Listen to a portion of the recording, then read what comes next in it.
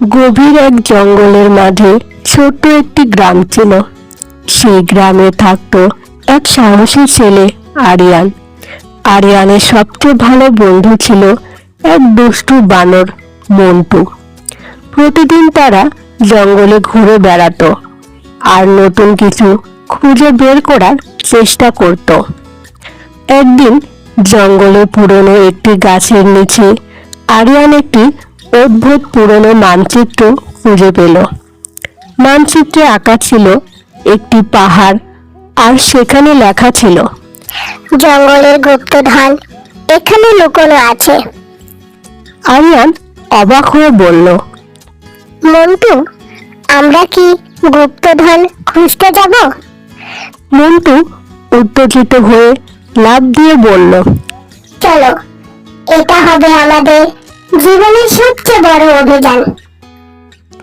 পরের দিন সকালে তারা রওনা দিল। জঙ্গলের পথ ছিল খুবই কঠিন। কিছু দূর যাওয়ার পর তারা একটি বড় নদীর সামনে এসে পড়ল। নদী পার হওয়া সহজ ছিল না। ঠিক তখনই একটি দয়ালু কচ্ছপ তাদের বলল, আমি তোমাদের নদী পার হতে সাহায্য করব। কচ্ছপের সাহায্যে তারা নিরাপদে নদী পার হলো। পার হয়ে তারা পাহাড়ের দিকে এগোতে লাগলো। হঠাৎ জঙ্গলের ভেতর থেকে এক বড় বাঘ বের হয়ে এলো। আরিয়ান ভয় পেল, সাহস করে বলল, আমরা তোমার ক্ষতি করতে আসিনি।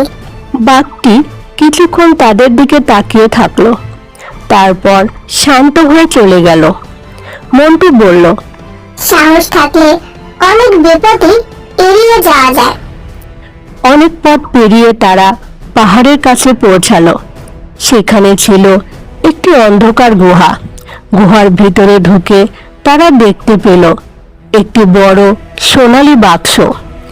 আরিয়ান বাক্সটি খুলতে ভেতরে ঝলমলে আলো ছড়িয়ে পড়ল, কিন্তু সেখানে সোনা বা হীরা ছিল না। ছিল একটি পুরনো চিঠি। চিঠিতে লেখা ছিল, এই জঙ্গলে আসল গুপ্তধন হলো বন্ধুত্ব, সাহস আর একে অপরকে সাহায্য করা। আরিয়ান হাসতে হাসতে বলল, আমরা সত্যি গুপ্তধন পেয়েছি। মন্টু বলল, হ্যাঁ, কারণ আমাদের কাছে আছে বন্ধুত্ব। তারা খুশি মনে আবার গ্রামের পথে হাঁটতে লাগলো। সূর্য ডুবছিল আর জঙ্গলের আকাশে সোনালী আলো ছড়িয়ে পড়ছিল। এই গল্প থেকে আমরা এই শিক্ষা পাই, সত্যিকারের গুপ্তধন হলো বন্ধুত্ব, সাহস এবং ভালো মন।